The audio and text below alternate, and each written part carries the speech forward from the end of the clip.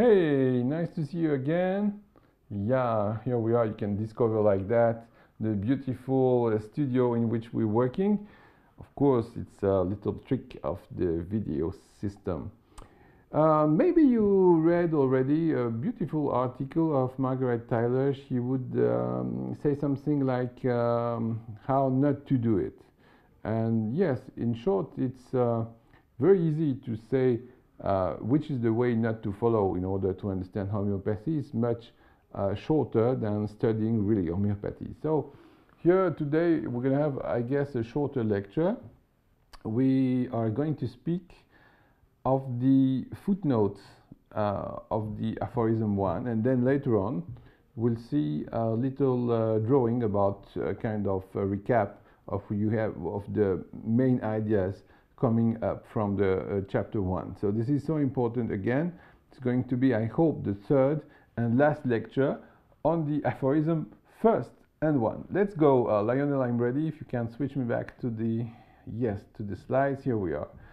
So I'm going to first of all remind you what says the founder here. He says his mission about of course the homeopathic physician is not, however, to construct so-called systems by interweaving empty speculations and hypotheses concerning the internal essence, nature of the vital processes and the mode in which diseases originate in the interior of the organism.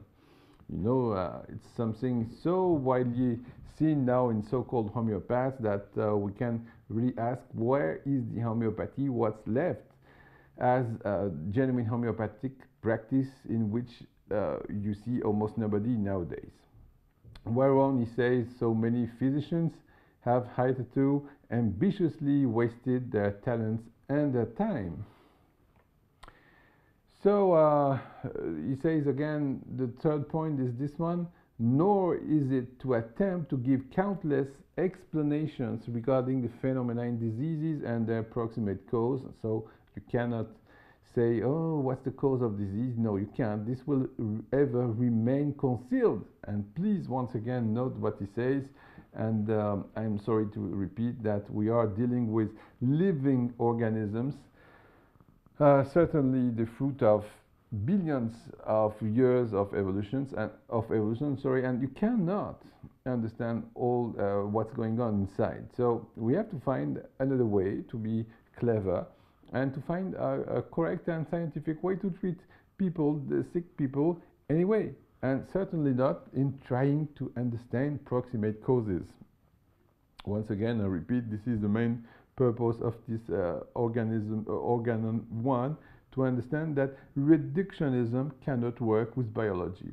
So all this being wrapped, of course, in unintelligible words and inflated abstract mode of expression, which will sound, of course, very learned in order to astonish the ignorant, whilst sick humanity sighs in vain for aid. Okay, this is a bit romantic, the way to put that, but it's still the same. If you listen to me today, as homeopathy is not yet the dominating school, you see that people are still treated the same.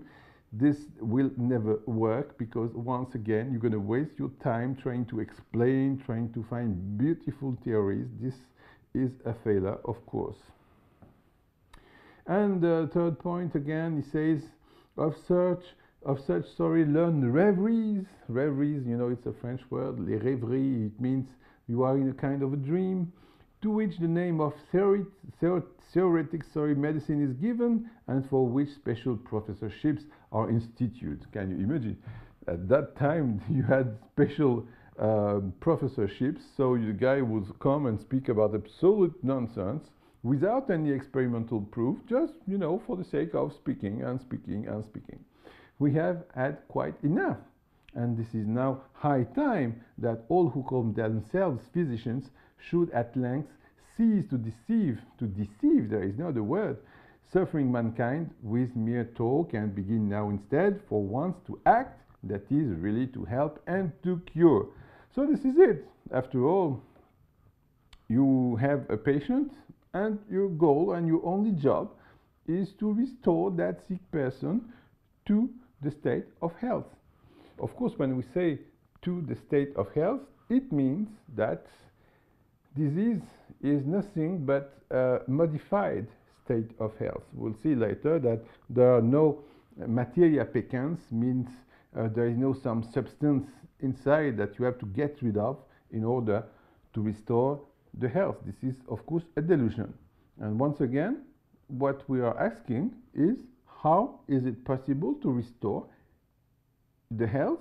How is it possible to help really people, not just suppressing the symptoms? And how is it possible to cure? This is all the meaning of homeopathy. So you imagine now Hahnemann in this footnote is telling us something that is much larger than the simple, one or two lines of the aphorism 1. So he is obliged, in a way, to describe what is not a physician, what is not a physician. And so he starts by really dispelling confusion with really a straightforward definition, of what a physician should be. Okay.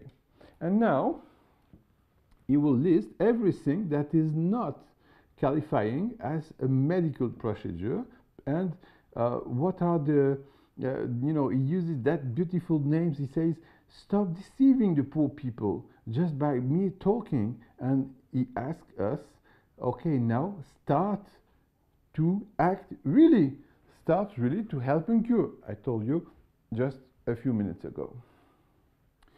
So once again, we have to be very pragmatic.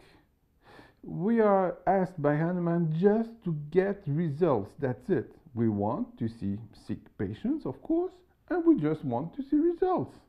And these results and the whole procedure should be following clear principles. Of course, this is science. And of course, once again, I recall you that we are in search of clinical results. It's not theory, it's not just talking. We need acts, we need facts, and nothing else. It's basically very difficult because in mankind, I have to say, we are very prone to make theories, to try to understand, to give models. Of course, we need that.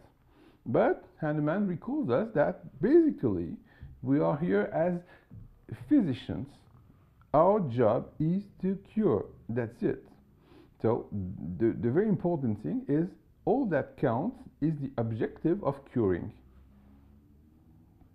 So what Hahnemann is banning now?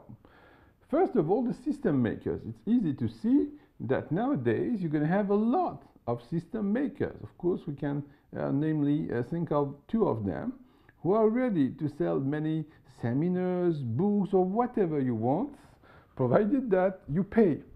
And that way, they're going to teach you a way, very abstract way, to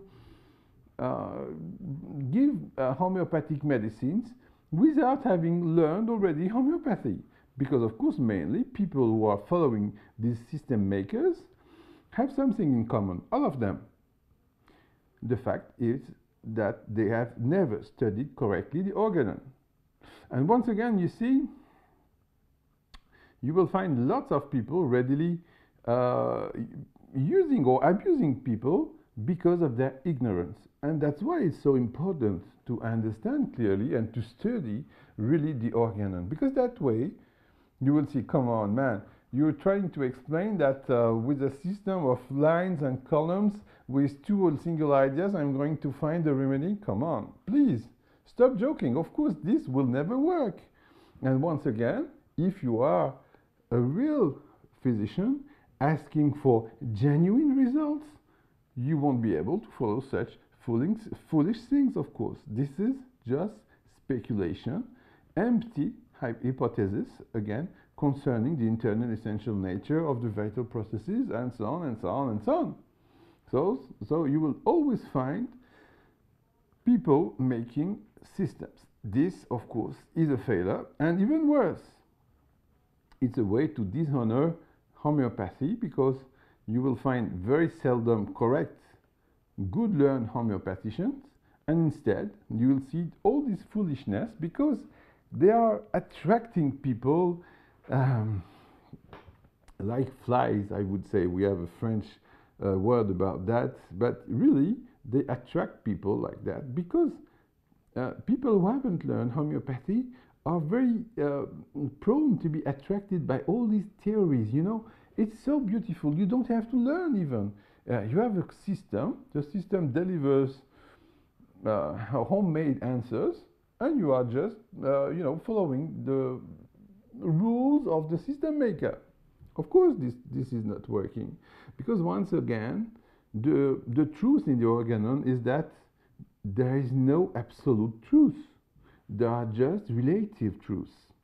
And then, provided that you understand that there is no single system, no single symptom able to say, okay, this is the remedy. No, in fact, it is a constellation of arguments saying, okay, we have a good reason to see all the facts are going into one single direction, so certainly this is the solution. This is what you can say. This is the proof of a kind of relativity in medicine, and the same way Einstein did the relativity in physics, we have Hahnemann who did this relativity in medicine. It is the basic of medicine. No single absolute truth. This is not possible.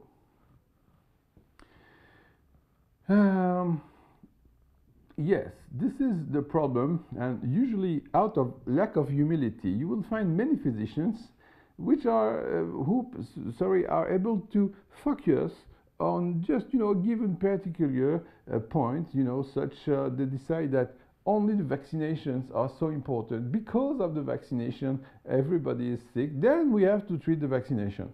Of course, in a certain way, this is right. But you cannot use that as a universal, general, absolute truth. This is a cheap homeopathy. And once again, this will never work because you cannot imagine saving all your patients by the means of treating the vaccinations. Of course, this is not working and this will never work. Once again, it is a system, and as all the systems, they usually don't survive the guy who invented them. In this category, of course, you have the people who seek to conflate homeopathy with the latest modish discoveries. This is the kind of people we have a lot in France. They are usually very conversant, I would say, with the people belonging to the establishment. And that way, they make kind of a bridge between classical medicine, that they respect a lot, of course, because they want to be their friends. Come on, let's have a dinner together. You see the system. And this way of using modern science discoveries to put them into homeopathy is another way to make systems to be, friends with the people who are in charge, who have the power. And you see, once again, mainly here, the mechanism of Veratrum album. We'll discuss that later, of course. And now the second way, sorry, is to have this way to deal with countless explanations. And you're going to have people like that. They're going to find countless explanations regarding the phenomena in disease and the approximate cause. And it's unbelievable how many people will do that. For example, you will find people dealing with metaphysics. They will try to explain me that this peculiar relationship with the patient and God made him sick, and we have such an explanation of what happened to this patient. Another one will find the Enneagram. Please open the dictionary and look what says the Enneagram, and they will make theories because they need to find order in a universe that they cannot explain, that we will never be able to explain, of course, but it's a way to feel safe because you're going to give, a spot, a peculiar spot for everything. And like that, you feel much safer. And here you see the process for calling for hyoscyamus, of course, in such a state of mind. This is very, very easy to see, and quite often you will see that people who need hyoscyamus will seek for systems, for explanations, whatever, can give them the feeling of, I have understood what's going on, because they feel much safe after that, you know. This is all. So you will see a lot of so-called advanced homeopathy based on whatever theories, you know, of, the basic delusion. You have a special delusion in your mind, and because of that delusion, why not, after all? But once again, what's the help to cure people? Do you really need to get into the mind of people to cure them? Look at Hahnemann, what wonders he was able to make, and certainly without the need of any primordial delusion. Of course not. And the word unintelligible, that defines, I estimate clearly what happens now in homeopathy, because they're going to have these system makers the way to be really unintelligible. I have a few names coming now in my mind, but it's not necessary to speak about these people, but they want to sound very learned, because after all, as I told you in the first lectures, the problem with homeopathy is that you need to be simple, humble, and you just have to admit you cannot give any explanations after all. Of course, there are rules that you can deduce from the experiments, okay? There are principles that you can try to follow, but however, you won't be able to give any explanations. And system makers usually will use very complicated phraseology, as the communist system once upon a time, and they will find that way to astonish the ignorant. And so just read Freud if you want, and his followers, in the way they try to explain homeopathy, just to get an idea about this category. So you see, homeopathy is in the middle of this, and maybe you know Jacques Bohr. Jacques Bohr was a guy I was very fond of. He was one of the first followers of Pierre Schmidt in Switzerland, and he was unbelievably learned. You cannot imagine. I think he had read certainly every possible book in homeopathy, and that guy was so humble that 10, 15 years ago, he would even come and follow my own little lectures at that time in Lyon, and it was really very touching to see that so deep guy to come and follow lectures, clinical lectures and so on. And I remember I was telling him, come on, what's going to happen with homeopathy? Because we have so many parasites, what are we going to do? And he told me, come on, boy, no problem. What's the problem? Tell me. Look, he says, when you have an animal in good health, you can see he's in a good health, your animal. Why? Because he's loaded with parasites. So the more parasites you have, the more joy you can feel about homeopathy, because that means that homeopathy is alive. In a sense, he was right, certainly. But in the other hand, I'm afraid that these parasites are going to kill us. Because if everybody starts to seek the fundamental sensation, to have, oh, look at that guy, his profile is really looking like a rat. I'm going to give him ratus ratus. Or come on, look at these people. They behave like animals. I'm going to need an animal remedy. Come on, please, once again. When you see that, imagine 1 second you are a classical doctor and you see such bullshit, such nonsense. Of course, you're going to say, we have to stop homeopathy. These people are crazy. And they are really crazy, of course. So you see, I'm in the habit of making lots of friends because I tell what I think. And unfortunately, even worse, I think what I say. Now the learned reveries. Come on.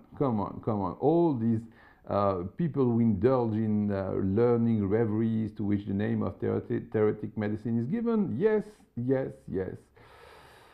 The idea, once again, is to make check boxes. And once again, it's so comfortable. You make check boxes, everything is able to come into your beautiful checkbox, and you put that in that box, in the other box, everything is sorted out, is classified, and then you get all the type of patients belonging to a very peculiar model. Perfect. And of course, this is not working. Once again, it's just a reverie. And once again, you are making reveries instead of being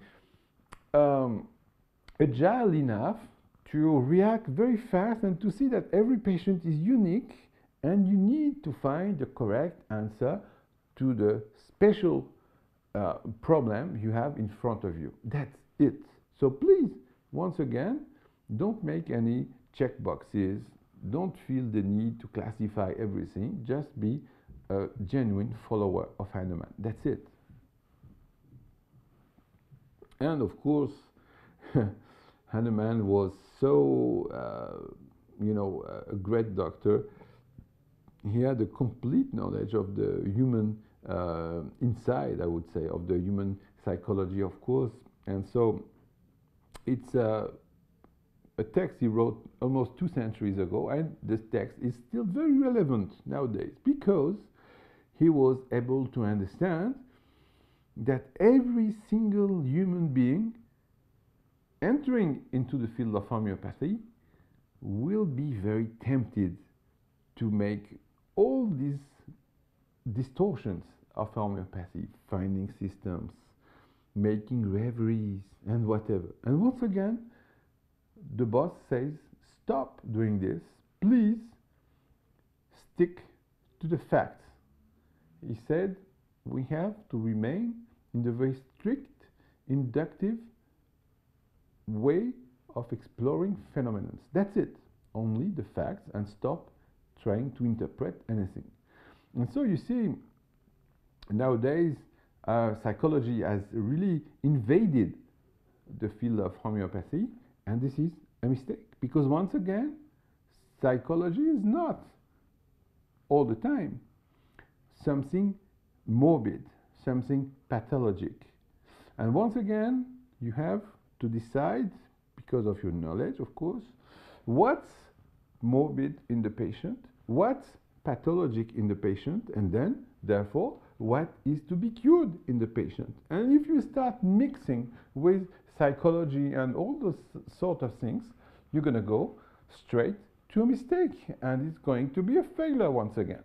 So, you see, once again, Hahnemann understood what was the greatest danger that could occur in homeopathy because of the human impulse to try to explain and to make theories and to make systems and reveries. So, the inductive method is the only one on which homeopathy is strongly built. And at the very first moment you quit the inductive method, you are completely wrong and no more a homeopath. That's it. So, of course, in every scientific building like that, you're going to have some hypothesis. I do not say the contrary, of course. Himself, Hahnemann, formulated hypotheses. We know that, and we will learn them. But once again, the fact is that we need sometimes a model to understand, or at least to have an idea of what's going on, what are we observing now. But the trick is that we are not using any hypothesis to treat people. We are just using the facts, deducing the laws and the principles. But, of course, we'll need at some point to understand or to give an account for the observed phenomena. That's it. So Hahnemann says, just stick on the inductive method, don't change, don't make theories.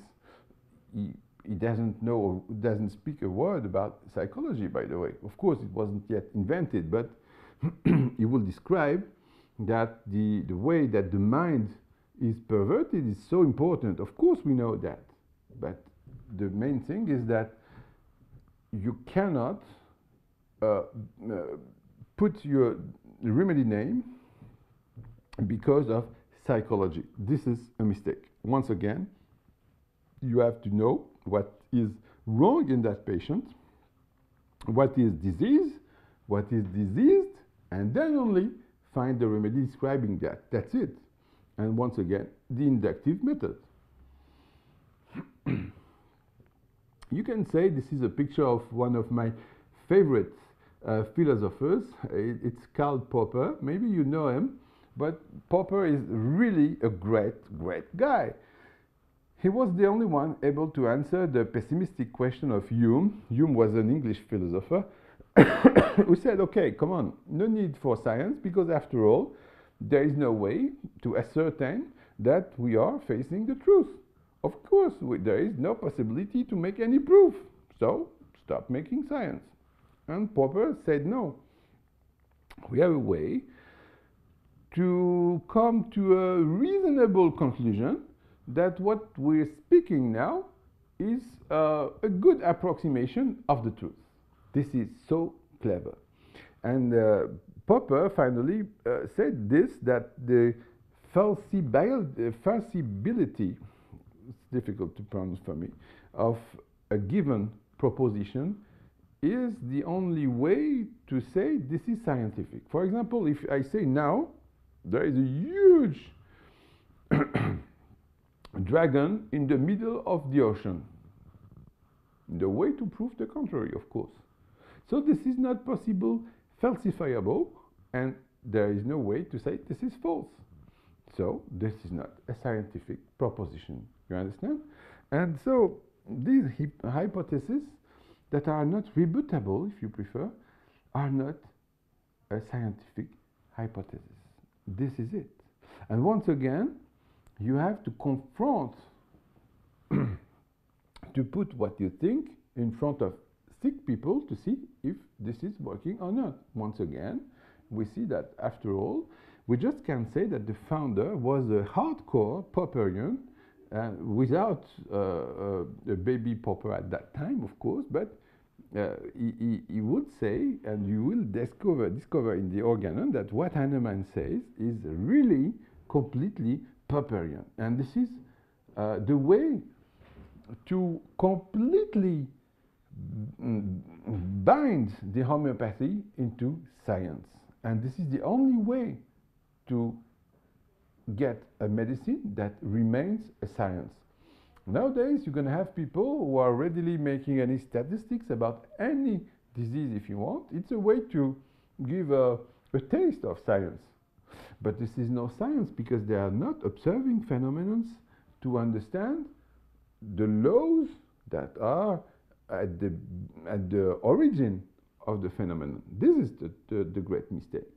And then once again, we see Hahnemann was a true Popperian, like I am, I have to say, a genuine Popperian too. So you have to remain completely in the steadfast basis of clinical approach and experience. That's it. Otherwise, you're going to be stuck in whatever completely delirious sometimes, or completely artificial most of the time, approaches and systems that will not work. And you won't be able, of course, to treat people, and you're going to start following 1, 2, 3, 10 seminars, because you are just lacking the basis of clinical approach and experience that are completely written down in the organon. And so Hahnemann is the precursor of experimental medicine. Only that alone would be enough for his claim for immortality. There is no other way to say. 60 years before Claude Bernard was born, you know, that French physiologist, Hahnemann was the very first one to say, okay, enough reveries. We need facts, and we need to experiment, and only experience is able to tell the truth or not. And that's it, once again, the inductive method. That's it. Enough theories. And so you see, Hahnemann was the very first in the history of medicine to say, stop the reveries, we need facts. What are the facts? Can we deduce laws from the facts?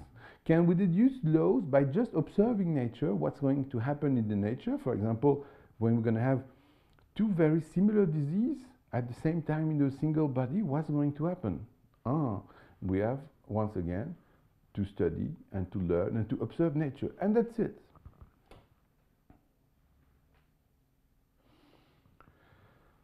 And so the conclusion today is very hard to say, but the very existence now of homeopathy is jeopardized by the proliferation of these very types Hahnemann denounces here. That's why I'm asking you to be very careful and not to listen to anything, to anybody, without trying to say, is that right? Can we prove it? Are there enough clinical proofs? And is that compatible with the organon that is built only on the experimental truth? Only after answering such questions, you will be able to say, maybe this is interesting or maybe not. And otherwise, I usually imagine what would happen if the people following those system makers have just read the organon. I don't even say understood, but just, give a look to the pages, and what you're going to learn with Hahnemann is so deeper compared to all these system makers. Come on, it's just complete fake. And once again, you have to ascertain the truth only by working. And that's what Hahnemann says in substance. He say, work, open the eyes, criticize, of course. This is the Cartesian way, the René Descartes way. The only important thing is that you are the thinker, and you have to make yourself an opinion, but the opinion has to be based on the facts that you are the only one able to test and to try. That's it. So we're gonna play a little bit now about the medical vocation, medical mission, if you prefer. There are 3 points in the organon 1: patient, the physician, and of course restoring health. Maybe Lionel will be able to zoom in the patient a little bit. It was difficult to put that in a single slide. Yes, thanks a lot. So, good. Let's see the patient now. So, first of all, can you go? I want to see only the green one. Yeah, yeah, a bit one. This one. Voila! Thanks. Perfect. So, first of all, you have to imagine that there are never two identical diseases within the same pathology. Okay, I hope this is clear, so I'm not going to develop that again and again. So next, the fourth idea of a diseased organ is completely based upon the common sense. And you know how the common sense makes us tell silly things like the sun rises. In fact, it's the rotation of Earth, of course. And so you will notice that the whole classical medical system is just based upon common sense. Of course, this is not working. This will never be able to work. And what Hahnemann says is that he will reject any therapeutics based upon the name of an arbitrary entity. What does it mean? It means simply that what we name disease is just like a sticker on which you will put 2, 3, 4, 5 symptoms that every people being sick the same way will present usually enough to say, oh, this is an angina, for example, or tonsillitis, or otitis, or whatever. And then, of course, you cannot build therapeutics on that because this is not precise enough. Because once again, they have never been two identical patients in the history of mankind. So you have to individualize. This is individualization because of that. You see what says the organon 1. If we go a bit higher here, we're going to understand that what's going on is that we are with any patient in a unique individual physiology. This is the point. Of course, we'll have a kind of a mainstream with the lungs, the heart, the brain, or whatever. Okay, but if you look closely, you're going to understand that every people has its own way to use that to make his own organ working. And then this is the point, this is homeopathy. You will understand that we have to focus on the very special way that every people, every patient will have to display, I would say, its own special disease. So any people suffering, say, of a sore throat, we could say that the guy has a kind of a sore throat. And every time it will be a different remedy because it will be a completely different set of symptoms. So you see, we cannot make any generality out of that.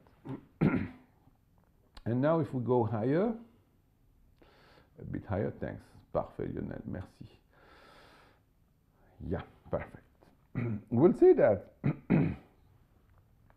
disease people are going to be characterized by a totality of symptoms. It is so important, the totality. Once again, the classical medicine would say, poof, there is no totality. We're going to treat this symptom once and another day this one because it's my desire. Like Louis XIV, you know, Louis XIV, the great king, would say, we are the state. That's it, we decide. Okay. Once again, we have to be humble and we have to observe that there is a totality. And that totality is the only way to treat people. It's the only way nature will show itself when people are sick. That's it. And if there is a totality, it means that there is a vital force. Because you cannot explain otherwise why is the complete organism displaying so many different symptoms at the same time. You need to understand that there is something before the organs themselves to be sick, to be twisted, to be distorted, to be mistuned. We are lacking words to explain, of course. And then you will see in a very natural way appearing that so important concept of vital force. Hahnemann will say a bit later that only the mistuning of the vital force is the origin of every disease that will manifest itself as a set of special symptoms. You see the clarity of homeopathy. Of course, it's not the same in classical medicine. And so, in every totality, we'll find different kind of symptoms. We'll see first what's obvious, symptoms of the disease. Symptoms of the disease, I'm not going to explain again. If you have a sore throat, say, you're going to have the pain when you swallow, you're going to have fever, whatever you want, and then this is the full set of the usually encountered symptoms of the disease, enough to say we have the name of the disease. But we're going to have a different set of symptoms. We're going to have people who would say, the pain started at night. Some other people would say, it was in the morning when I woke up. Different kind of pain too. People say it burns, it's like splinters, it's so painful when I swallow, it's like there was a splinter in my throat. Different people would say, oh, come on, I have to swallow all the time in order to feel relief. And you say then, what? It's just the contrary of the usual people saying, when I swallow, I have more pain. And then you're going to see patients are expressing peculiar symptoms that are not belonging to the definition of the disease. And you will see those, of course, peculiar symptoms will be the most important ones to understand the remedy we have to give. Okay? And you will see later on, of course, many symptoms belonging to the chronic miasm. Because all of us, unfortunately, we are prone to do chronic disease, and if we have chronic diseases, it means only one thing: there is a kind of a miasm being some energetic entity which is fixed upon the vital force, and that will explain why we're going to have chronic disease, absolutely not prone to go better with the time. It's exactly the contrary that we observe. People will get worse and worse and worse with the time. So we'll see that there are symptoms belonging to the miasm, and then it will be a very important clue to find very quickly the indicated remedy. We'll speak about that later, of course. I cannot explain everything at the same time. And I think this is it for now about what we can say for the patient. Of course, stop hurting the classical school of medicine. But once again, you see that all the usual system of the old school, as you can see here, is just an improper generalizing that will never work. Of course, we are all of us completely different from one or the other. How can you imagine we could become sick the same way, and even worse, how could we be cured the same way? This is absolute nonsense. Of course, this will never work. So next slide, maybe up. We're going to put a few words about medical vocation, means medical mission. Yes. We're going to go back here again. Lionel, thanks. Can you just zoom in that way about the physician? Thanks. So, about the physician now. Physician is one thing, but you will notice that quite a few physicians really have that medical vocation. In fact, you will find more and more lay people having that vocation. And it's safe, I guess, that every people feeling that medical vocation would be able to learn and understand homeopathy. This is so important to continue to develop the message of homeopathy. So the physician has first to learn to perceive, and we'll come back sooner or later to the definition of perceiving, because perceiving is more than seeing and quite different from understanding too. So perceiving is so important, and it's a central piece of homeopathy. You will see perceiving is the hallmark of the good practitioner, who is able to quickly understand a full picture if you give him a couple of symptoms, usually.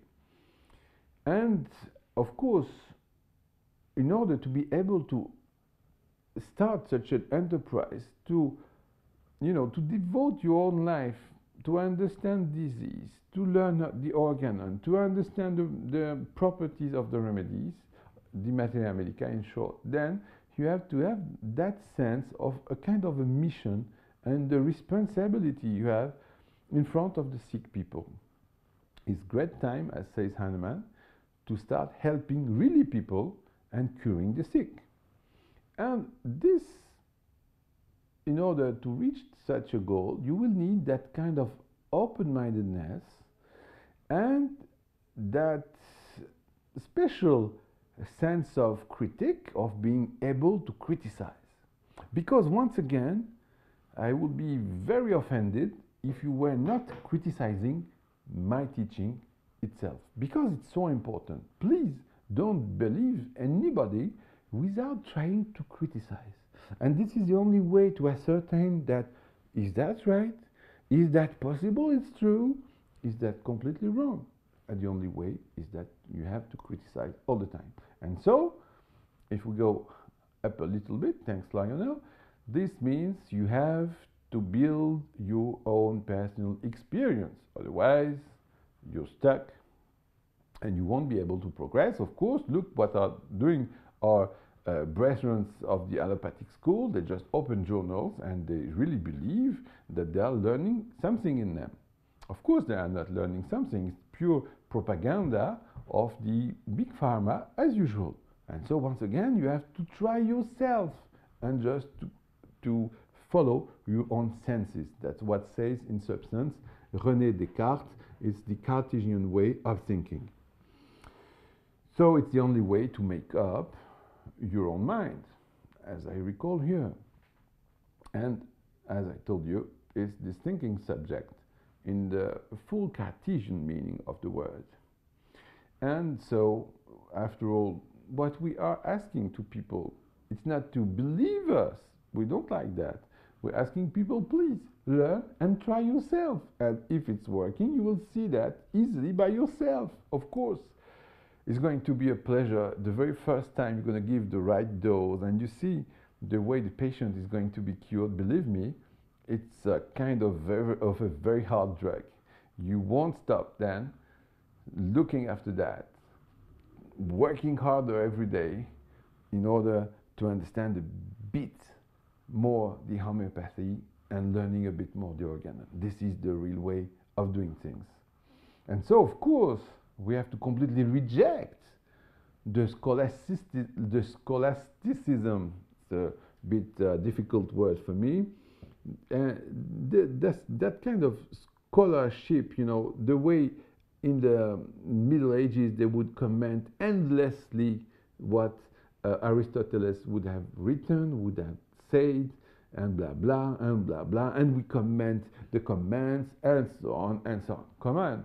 This is absolutely the contrary of the right path.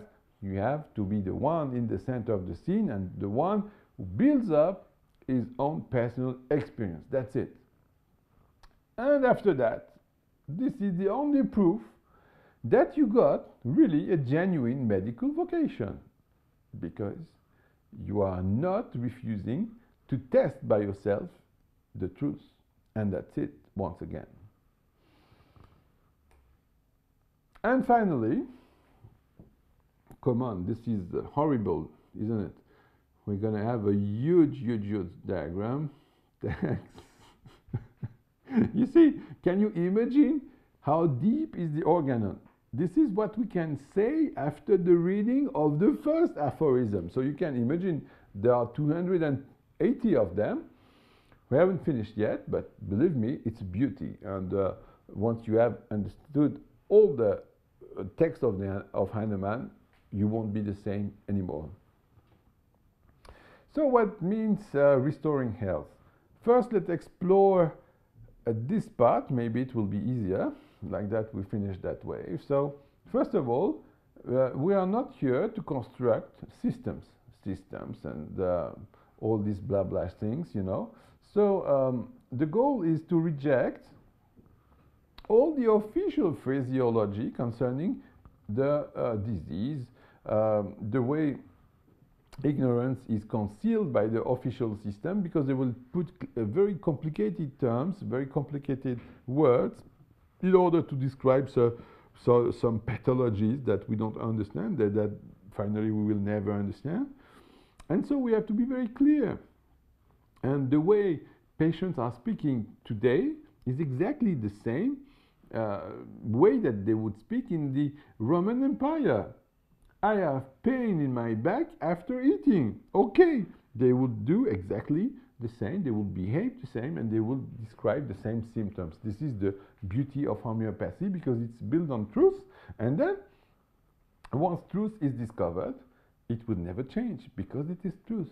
You follow? And so once again, the only goal we have here is to act in order to help and cure, and that's it. We don't ask anything more. We were very often very surprised to see that people are coming to see us after having seen so many different doctors, professors, and whatever. And all of them have one thing in common, one common thing. They would have beautiful explanations for the disease. Oh, come on. The truth is that, Madame, you are sick because of your hormones. Oh, I understand. Thanks, doctor. How much do I owe you? But finally, if you ask, but why are my hormones disturbed? Which is the reason? There is, of course, no reason for that.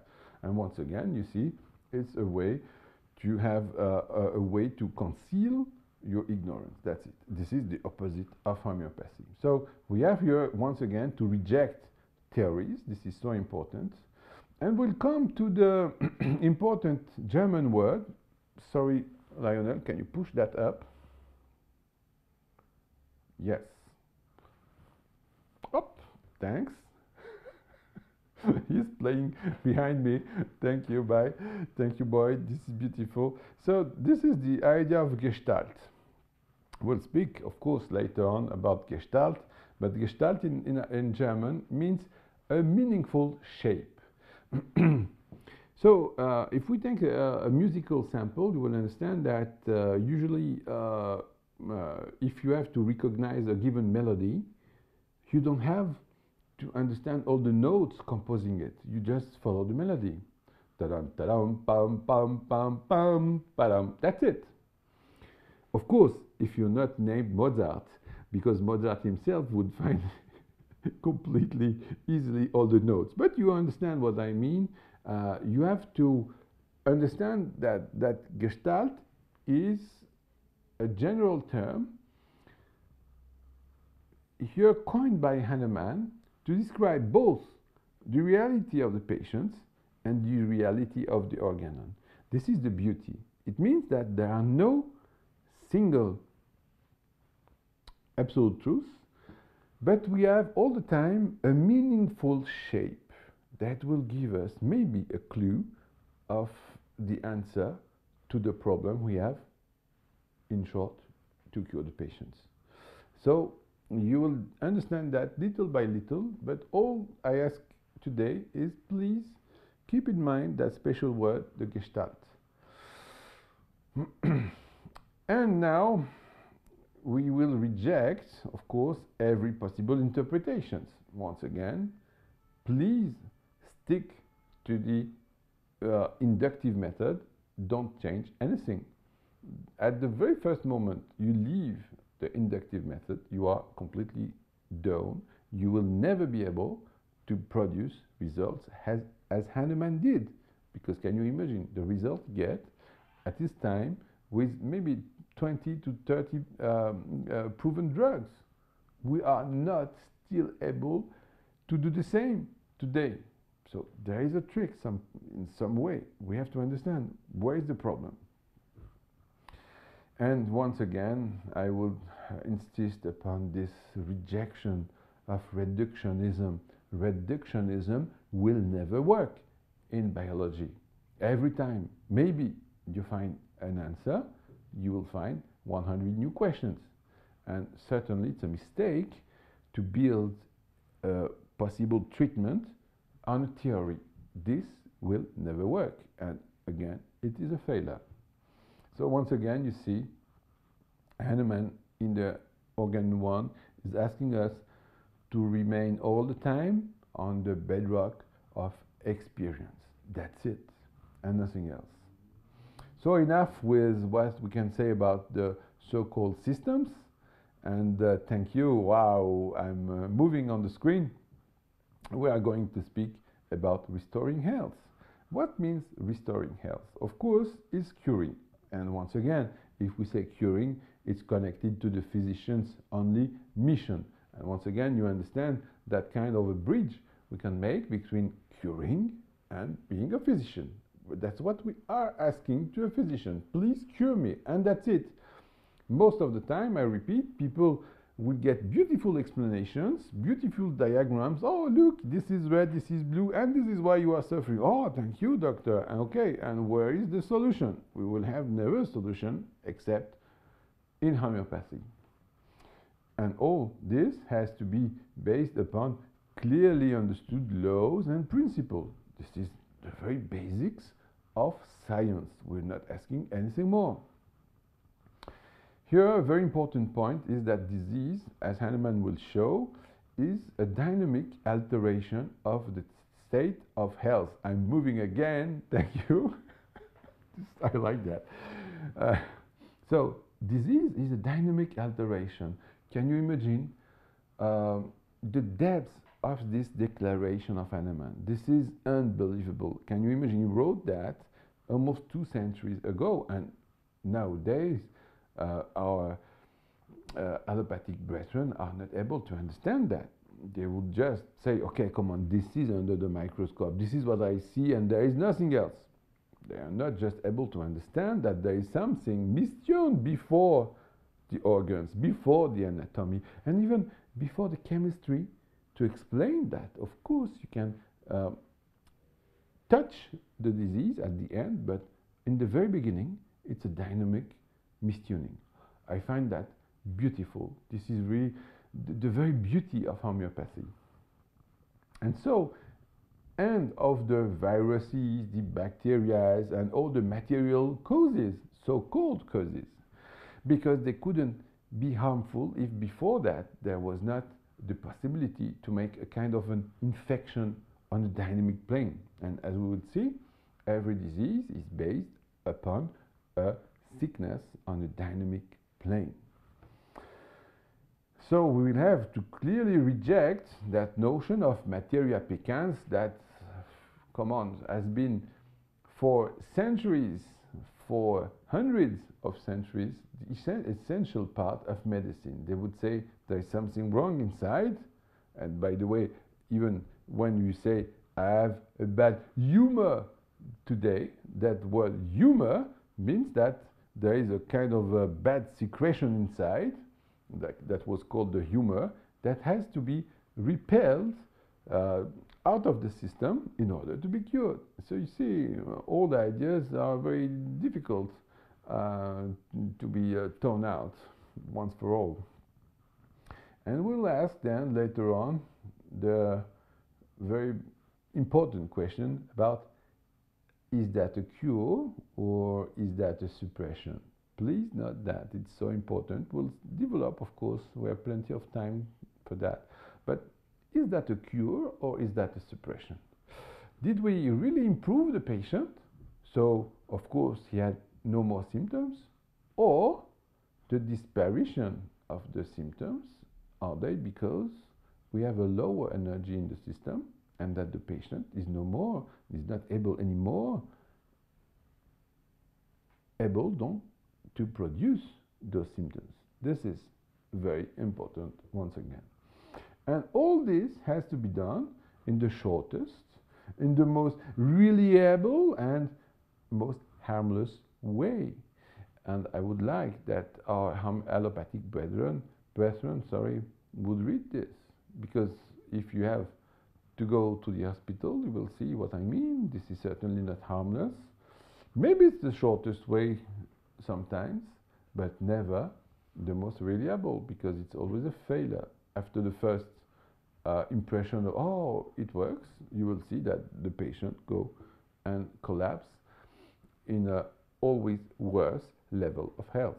This is important. And we will define then, and it will be our introduction to the next lecture, the therapeutic ideal. Because there is an ideal of cure, and this is what Hahnemann will recall us. There are to be objectives in medicine. And even nowadays, if you ask some of the doctors, what are the ideal of cure, you'll be surprised because there is no answer. They just don't even have an idea of that. This is really sad. So, once again, it will be the proof for us of a genuine medical vocation to ask all these questions in order to obtain the best possible results. What are they? They are to be rapid, gentle, and permanent if we speak of the restoration of the health. And all this has to be done on easily comprehensible principles. Because once again, I'm sorry, I'm not practicing Chinese medicine, for example, because I don't feel at any time the need to understand a very complex philosophy and maybe even in some part of a mythology. We just need facts. And in that sense of the term, I'm really born in the Occident, in the Western countries, I will need proof, I will need the shortest possible results in a nice way that anybody can understand. And this will be the conclusion of today, I guess.